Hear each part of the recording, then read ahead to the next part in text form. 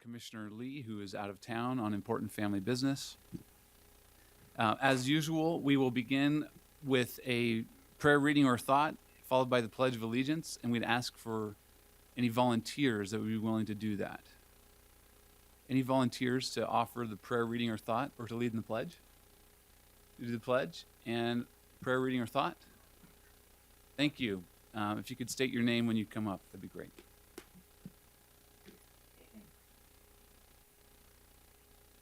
Steve Alder. Our Father in heaven, we're grateful for this beautiful morning. We're grateful for thy blessings, for the moisture that we have received this spring and the favorable conditions that we have, and pray that those might continue and that we might also be allowed to pursue our crops and other things that we need to do to be productive this summer. We're thankful for the opportunity that we have to meet as public and community and government.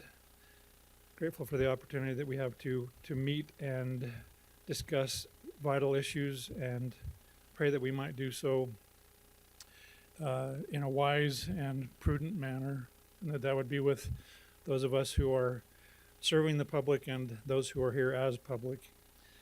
We're grateful for the freedoms that we have, for the blessings that allow us to freely discuss and participate in government. And we pray that we might again do so responsibly and say these things in the name of Jesus Christ. Amen. Amen.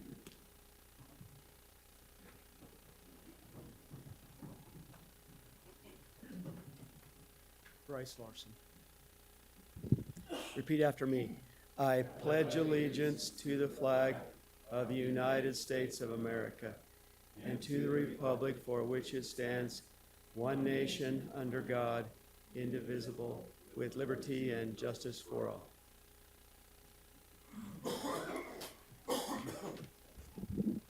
Thank you very much to those volunteers. Today, being the first of the month, we have an opportunity to recognize the May Employee of the Month. And my understanding is that we have a representative from the Clerk Auditor's Department that will announce who has won that. And so I think it's coming up.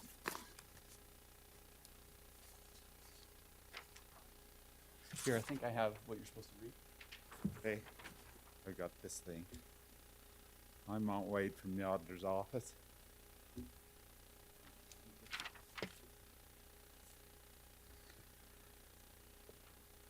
So do I read this too, or just this part? Just read the regular. This is not supposed to be the one that is. I was told this.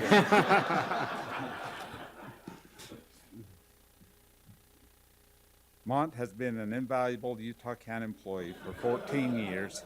In his service to the I can't read because my glasses aren't there.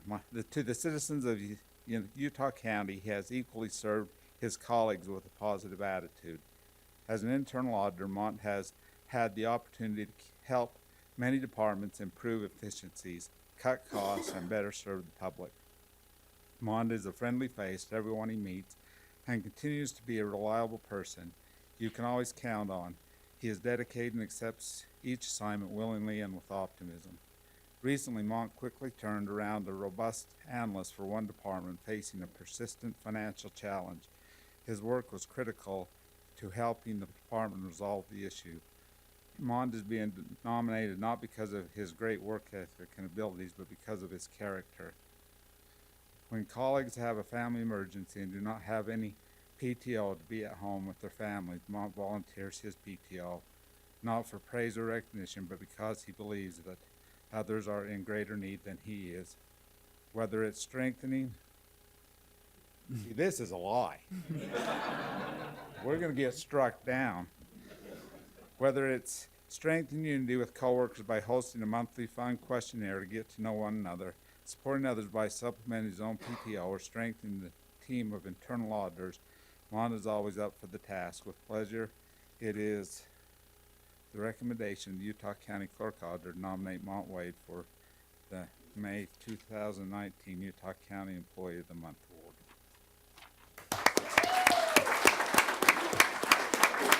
And sorry, Mont, I would have been thrilled to read that. Thank you for everything you do, but obviously your department had kind of different plot in mind this morning. I expect every employee of the month to have to do this from here on out.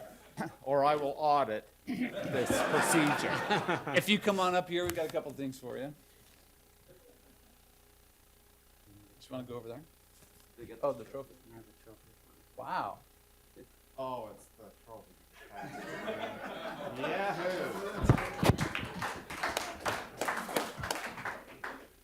So first we got this, Who gets it next? and then we got these for you. And I guess a good picture with you.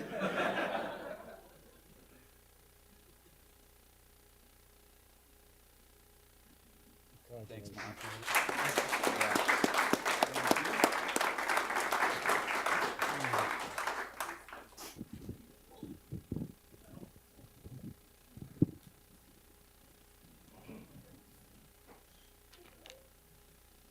Okay, so I guess we'll go through the process now of building our agenda. As usual, anything that is not pulled off from either our consent or public agenda will be approved on consent agenda. So as we go through here, first, I think we're going to continue item number 2 Yes. for 2 weeks? Or is it just 1 week? Just Till our next regular. for our next regular meeting? I would like to hold item number 3 and item number 5. We will strike item 14. I'd like to hold 16. We will continue item number 22 for 2 weeks. I would like to hold item number 25 and 26 and strike item number 27. Is there anything else on the consent agenda that you have? Okay, moving to the regular agenda, I would like to hold item number 1 and number 3. And those were the only, anything else on the regular agenda? No. Okay. So everything else has been approved on consent.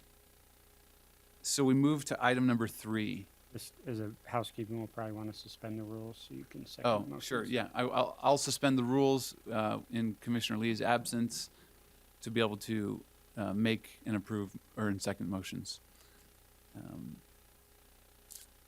Okay, moving to item number 3.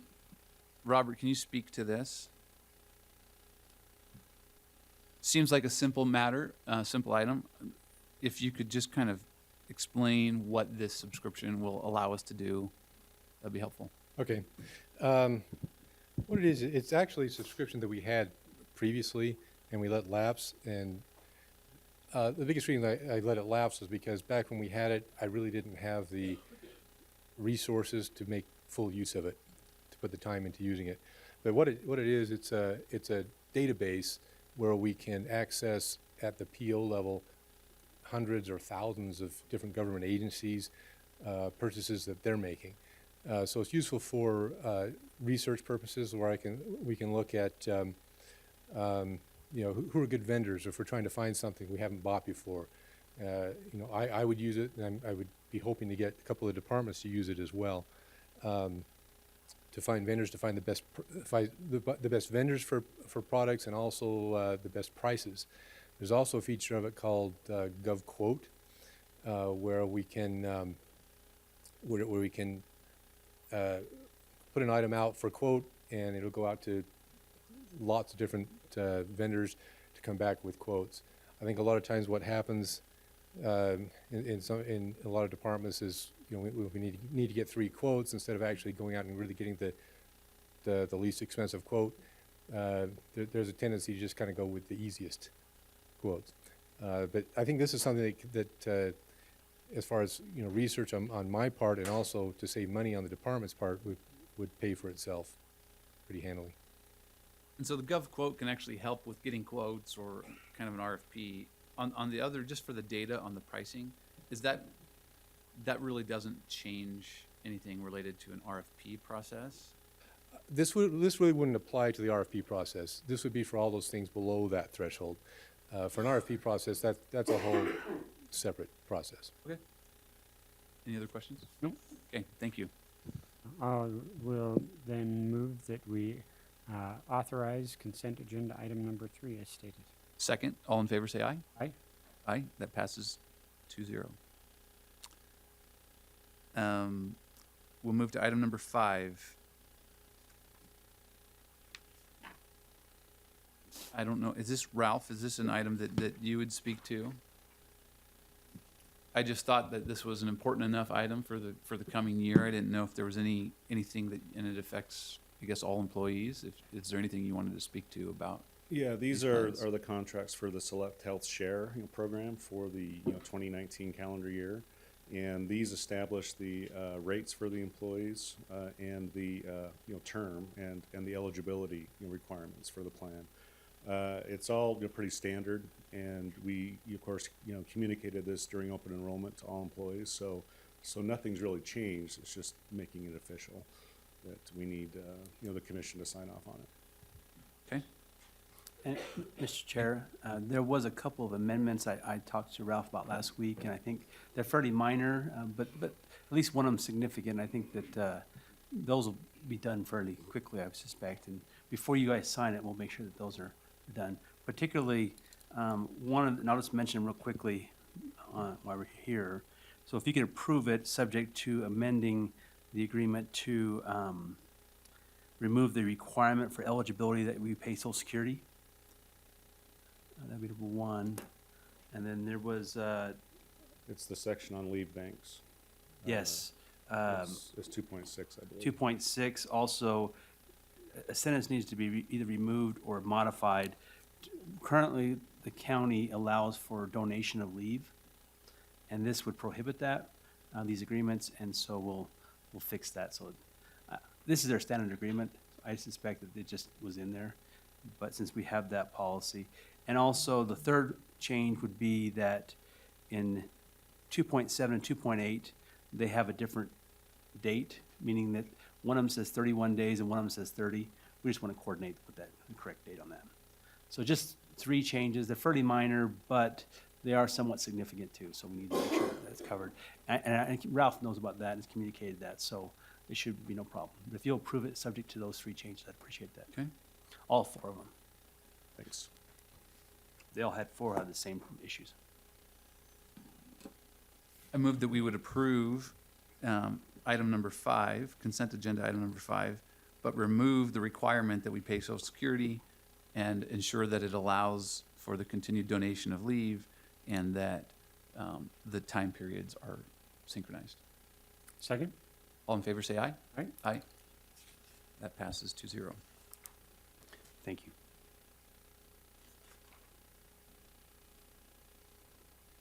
I guess we move to 16.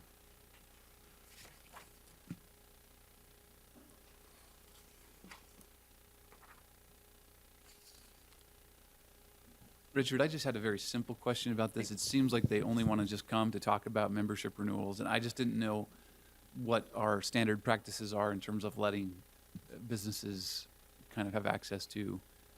What we have is in our building use policy, it prohibits it unless we have approval from the commission to allow them to come in. Typically, at least once a year, Sam's Club and Costco come in and do this same sort of thing. They've done it for a number of years, but in order to be within the building use policy, it needs to come before the commission for approval to do that. So, Okay, this is something we've done many every times. year, Yep. and it's more just for the individual renewals or departments and counties actually renewing. We actually them? have some of each. Okay, thank you for clarifying that. I'll move that we approve consent agenda item number 16. Second, all in favor say aye. Aye. Aye, that passes unanimously.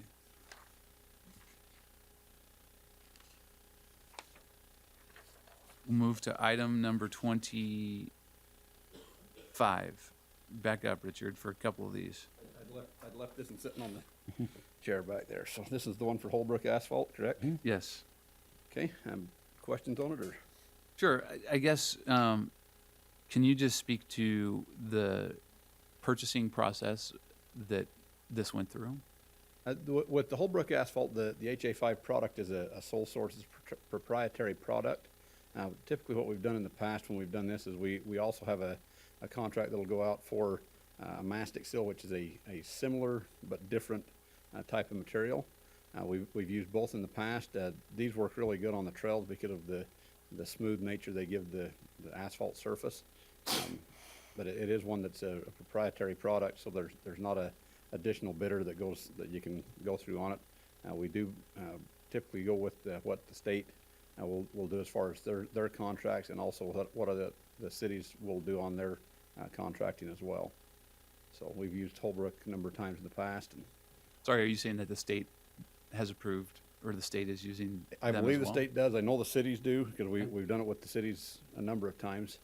So That was my main question. I didn't see that it was specifically a sole source provider, so I didn't know the because purchasing it's process. the type of product it is, it's very similar to some of the other mastic seals, but because of how it's set up, it's a proprietary product. So Okay. And this is within the budget yes. funded? Okay, I don't have any other questions.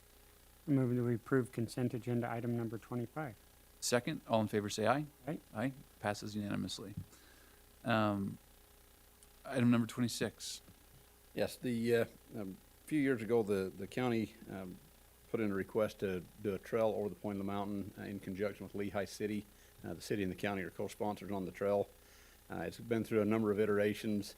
I've been going through a long process of getting the right-of-way secured on this. We actually got the final piece of the right-of-way a few weeks ago via a donation from Staker Parsons Company right at the point of the mountain. As we sat down with UDOT on it, because of cost escalations that have happened over the number of years this has been in the system, it was about $120,000 short on the funding. In order to go out to bid through the UDOT process, we have to be able to identify funding on all of it. This would be our half of that remaining funding. Lehigh City's doing a similar action. I believe there's council meeting tonight for the other half of that funding, and that will make the project whole and make it to where we can actually go out to bid. And this has been identified within our existing budget. We have funds within our existing budget to do this. So. Okay, yeah, that was one of my questions, is it seemed like I wanted to make sure that just because of the cost escalations, this was a joint project. We weren't stuck Correct. with Yep. all of the increase. Correct. Yeah, it's 50-50 with us and Lehigh. Okay. All right. Perfect. I move that we approve consent agenda item number 26. All in favor say, second. All in favor say aye. Aye. Aye. That passes unanimously. We'll move to regular agenda item number 1. Thank you, Commissioners. Ralph Clegg with the Health Department. Any questions we can answer for you? I've got Steve and Scott from our air quality staff here, along with Ben from the Attorney's Office. I think it would be helpful to have perhaps a very brief overview. It does seem like there's some efficiency and some really great benefits to this program of having multiple jurisdictions being a part of it. I was curious, as it relates to the fee that we pay, what is this offset that we're doing in the county by kind of opting in to this? And if there's any background you feel is appropriate, just offer it. Well, Weber State University's agreed to take the information, all the data from the 5 vehicle emissions programs in the state, combine it into one database, and use the DMV database as well to track vehicles that have an unknown outcome. Usually these are vehicles that have failed the emissions test, and often will go to another county and register rather than register in the county where they reside. And so this will help us to track that and work with DMV to make sure that we are capturing those vehicles, even though they're still operating here, even though they may be registering someplace else, and get the rate of unknown results down. You know, the US EPA, who, as part of the state implementation plans, requires, and the Clean Air Act requires the emissions programs, doesn't, you know, they have a hard time approving decentralized programs like ours, where the testing is done in garages, and that we kind of oversee it. They much prefer to have government-run or contractor-run programs. because they feel like there's better control. And so one of the things they measure is how many unknown outcomes we have for vehicles that are tested. And so this will help us bring that level down, because our level is quite high here in the state of Utah, higher than the EPA likes to see. And you'd hate to have them disapprove a SIP because our outcomes are higher than they should be. And so this is our effort to try to address that and get a little bit of better control on that. And so the fee is just to pay for our share, and the fees are based on the size of the programs. Ours being the second largest program in Salt Lake County, so our fee is the second largest. So in other words, this is not changing really anything that we're doing locally for testing. It's once it's, No. It just once gives there's us a failure, it goes into a database that Weber State is going to kind of manage. right. And so this is a net increase in our program to participate in. Well, it's a better quality control for our program. Yeah. Okay. And these gentlemen can add to that. Sorry, Commissioner Steve Alder. It just, in addition to what Ralph said, it just, again, the EPA, part of our EPA reporting process is to determine the outcome of vehicles that go elsewhere to be tested. And now that, so many people commute from Provo to Salt Lake or vice versa and get their tests done while they're in a different county working and some of those kinds of things, this allows us to track all of those kinds of things and include that in that report to the EPA like Ralph was referring to. It'll just give us a much more accurate reflection of what's happening and allow us to know if and where vehicles are going. And then if some vehicle disappears completely and gets and just gets sold out of any of the emissions counties, and that gives us a better idea of how much that's happening as well, which the EPA has been looking for a while. So. In the long run, Steve, where do you see this data? How do you see it helping improve our air quality overall? I mean, that's the objective, right? When we do emissions, when we do these type of data tracking points, it's to eventually improve our air quality. What do you anticipate this will do to help us reach that end goal? Well, I think it will give us a real leg up in like I said, tracking those vehicles that have been tending to disappear in the past. And normally those are vehicles that are not normally, but quite often those are vehicles that are gross emitters or non-compliant. And so this will allow us to get a better handle on where those are, how many there are, and then what we can do to help those folks be better stewards of our air quality. Perfect. Thank you. Yeah, typically people whose vehicles fails are the ones that go down and register at a vacant lot in Juab County. It's not the people who are passing, so Right. it's the vehicles that have the biggest problems that we're trying to track. Thank you. Okay, thanks. You might want to stay up there as we Okay. approve this, because you had another item, but I move that we approve regular agenda item number 1. second, all in favor say aye. Aye. That passes unanimously. All right, on this this agreement, this is with the company that we contract with to provide the testing equipment in the stations. And we contract with them so that we can get the data back in one piece, basically. There are a variety of companies that provide the testing equipment. I think, does anybody else use Opus? Is it just us that use Opus? Just us right now uses Opus. The other counties have a couple of other contractors that they use. And this, of course, originally went to bid. We're very satisfied with the service, the price that they do the service for.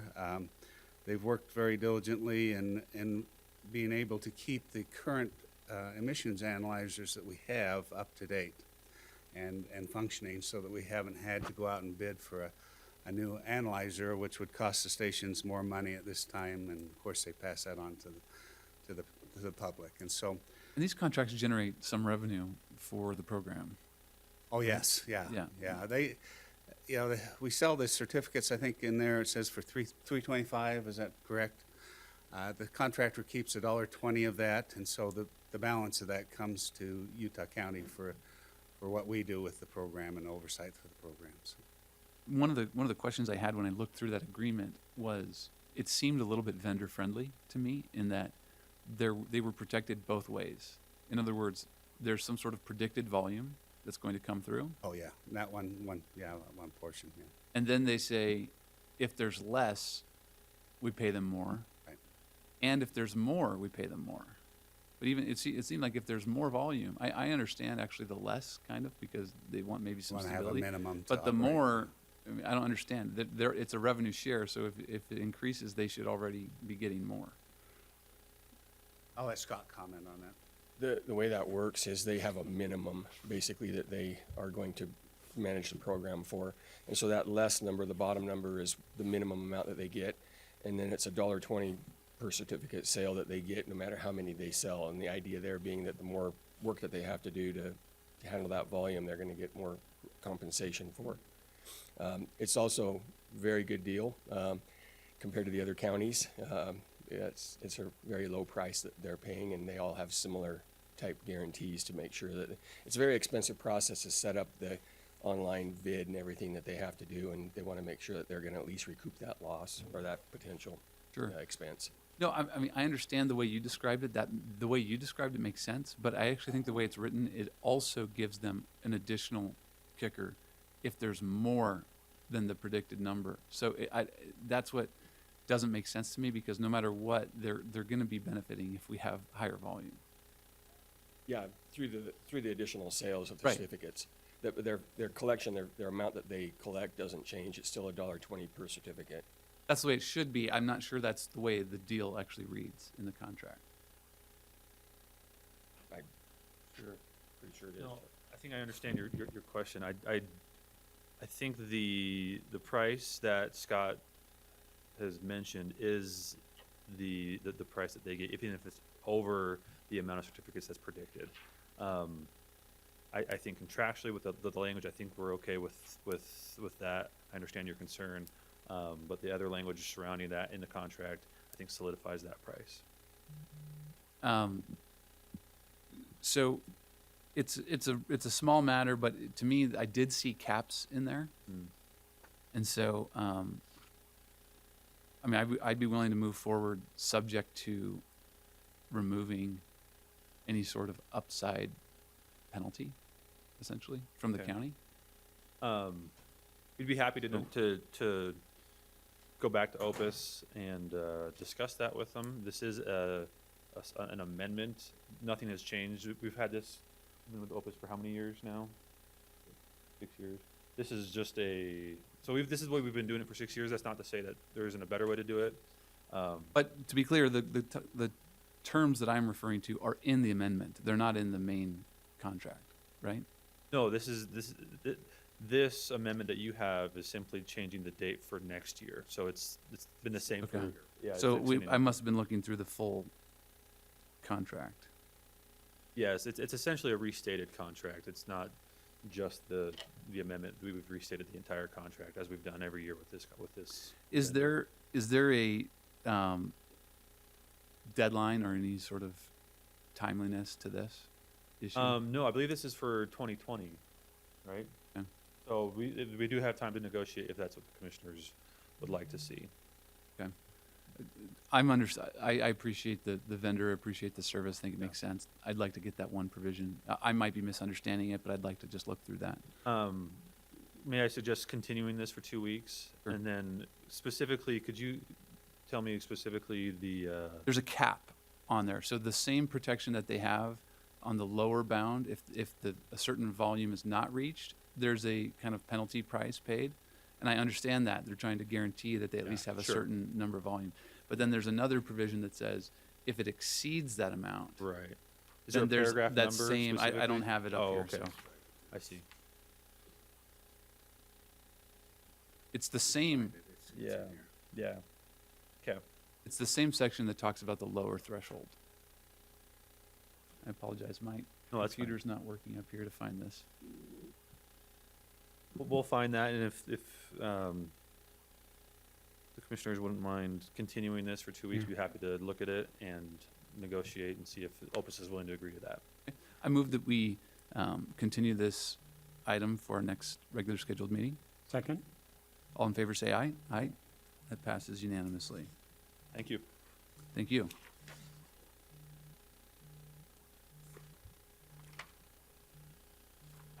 believe that was the rest of our held items. We failed, actually, when we built the agenda.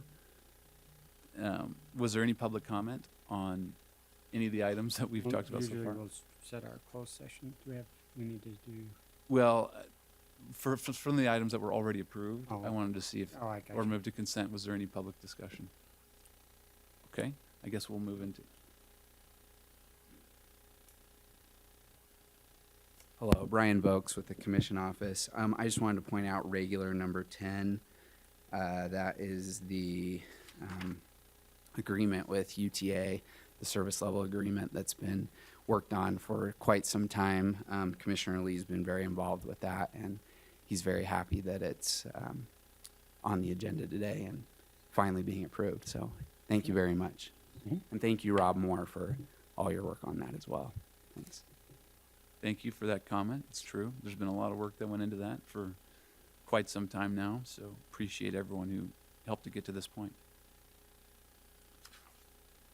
I guess we'll move to items 13 through 16. Do you know which ones we need? It's my understanding that you can strike 13 and 14 and please set 15 and 16. That's Okay. my understanding. Perfect. I'll move that we strike regular agenda items number 13 and 14. Second? All in favor, say aye. Aye. That passes unanimously. All right, I will move that we approve a set time, I will move that we approve and set a date, time, and location for closed meetings to discuss character and professional confidence or physical or mental health of an individual or individuals for today's date at this location, following completion of the regular agenda, as stated in regular agenda item 15, as well as approving and setting a date, time, and location for a closed meeting for a strategy session for reasonably imminent litigation for today's date at this location following completion of the regular agenda as stated in regular agenda item number 16. Second. All in favor, say aye. Aye. That passes unanimously. We'll turn to a work session. Turn that over to you, Commissioner Ivey, if you want to make any introductions or. Just, I think they just got here Okay. for our work session. So I had the opportunity to meet here, what was it? Jaleesa, a month or so ago, roughly, 3 weeks ago. We had the opportunity to talk about the effects of natural disasters on animals. Particularly in Utah County, we just went through last fall a very devastating wildfire. We've seen similar wildfires harm immense amounts of livestock and pets in the Northern California area. And so we wanted to talk about some of the best practices that have been implemented in the event of natural disasters for animal welfare.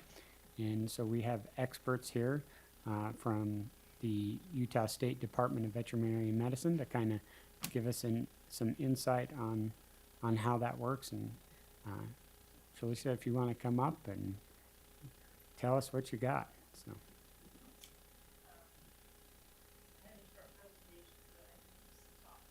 Whichever if you want to throw the presentation out, we'd love to see it. So.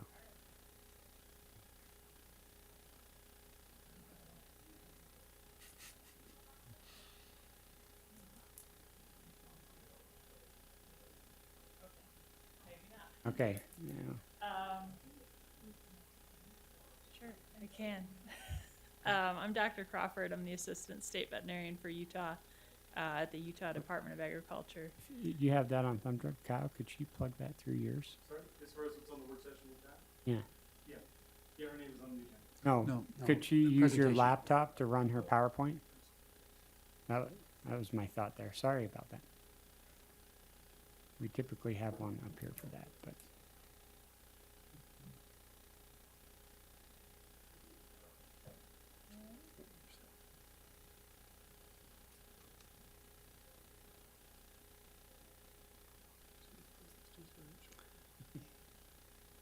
Do you have the cords over there?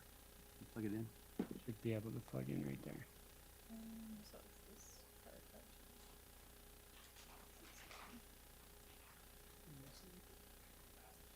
Yeah, what we need?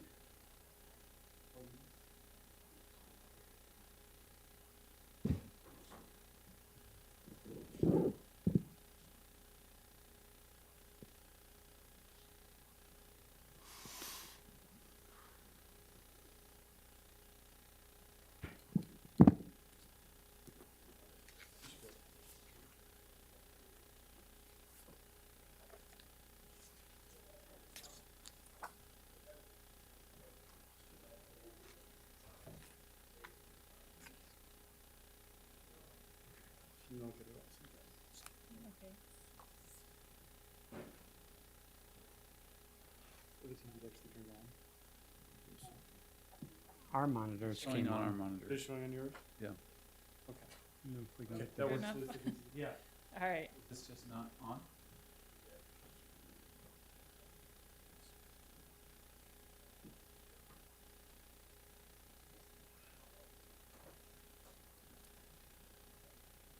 You gotta really turn that on?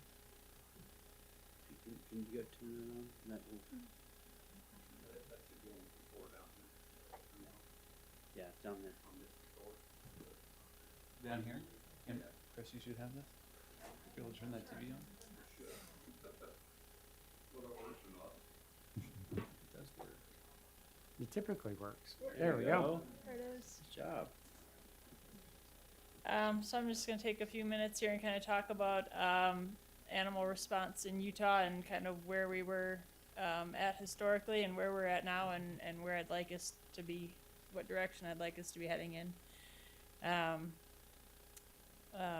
Previous to my employment at the Department of Ag, there was a Utah Emergency Animal Response Coalition. This was a nonprofit organization that was affiliated with the Department of Ag. I don't know a ton about it, but I do know that it was disbanded completely in 2016 and no longer exists. I've worked with a couple different cities and reviewed their plans, and they still list this UARC as their agency who's going to deal with animal response. So obviously there's some updating that needs to go on with that. And right now we're just working on sort of building local capabilities. This was a statewide response coalition, but moving forward, I think our best bet's going to be going through local jurisdictions. And so in a disaster, really where everything starts is locally. People within the community are going to be able to be the best to identify their hazards and understand what type of response is going to be needed for their specific community. As far as stocking up on supplies, equipment, working with the public and providing education and training. And when a disaster exceeds the local response capability, that falls up to the state. The state's role is to sort of supplement efforts as much as we can. We can request outside assistance with a declaration from the governor on a statewide emergency, and that gives us access to some national organizations for animal response. At the state level, we don't have a ton of resources or personnel to work with at the moment. And obviously, if it gets beyond the state level, then it goes to federal, and a lot of that is going to be provided in terms of financial funding, and they're still relying a lot on local capabilities and personnel. Ideally, this is just an example. Michigan City, an animal disaster plan. This is usually an annex to a general emergency operations plan. And it kind of outlines the responsibilities of who's going to be doing what in an emergency, and what agencies are going to be responsible for leading that. In terms of creating an animal annex for an emergency response plan, the goal is to bring together a variety of stakeholders from within the community who have a vested interest in animal welfare. And each organization that's part of the group that creates this plan is going to bring different perspectives and expertise. So what I'm talking about in terms of local government, first responders getting together with fire chiefs or law enforcement, depending on the scope of the program, your health department, your brand inspector, to help with livestock issues. Animal shelters and rescues, they're gonna often be defaulted to in disaster situations, and they may or may not be prepared to handle that sort of thing. Working with pet stores, feed stores, boarding kennels in terms of places to have shelters or seeing, you know, what they can do in terms of donations and that kind of thing. Having someone representing zoos or exotic animals can be a significant issue in these types of situations. And even involving the agriculture producers in the community, like Farm Bureau and stuff like that. Those guys have a lot of resources for livestock producers. And bringing together any veterinarians you can to provide animal health expertise, county extension, and definitely animal control as well. As far as training, initial training to bring together this group, I think CERT's a great place to start. It gives people a basic understanding of emergency response and the sort of incident command structure. There are CERT animal response modules that can be taught as part of this organization. There's also a free independent study course on FEMA that can give people a basic understanding of national response framework and some animals and disaster specific things. From the Department of Ag level, like I said, this is a very small part of what we do. We don't have a ton of resources. We have some livestock handling equipment and things like that. But as a representative for the CART program at the Utah Citizen Corps, I do have the opportunity once a year to apply for grants for supplies or training or stuff like that a CART group might be interested in. I could certainly help put in contact with animal handling or someone to train the CERT animal response modules and kind of coordinating between different agencies and different animal control and sheltering capabilities throughout the state and different counties. And that's kind of all I had. I know I sure appreciated your efforts from our meeting the other day, Dr. Crawford. And I think if you was to maybe suggest one area in Utah County where we can really start to do something, what would you suggest? Where do we really initiate and try and make some immediate improvements in the event of another catastrophic event? From what I've seen so far in Utah, rural areas and sort of large animal, they do better at handling their own situations and working together on that kind of stuff. I think the biggest lack of preparedness is with small animal sheltering. When you're moving people into a shelter, they're going to bring all their animals with them, and I think that creates an issue. Given that a lot of human shelters don't allow animals unless it's a service animal type thing. So working with Red Cross or whoever handles human sheltering preparedness in the area and working with either animal control or the local humane society on having a plan for an animal shelter for each human shelter that you have would be a huge step forward. Thank you so much. Thank you, Dr. Crawford.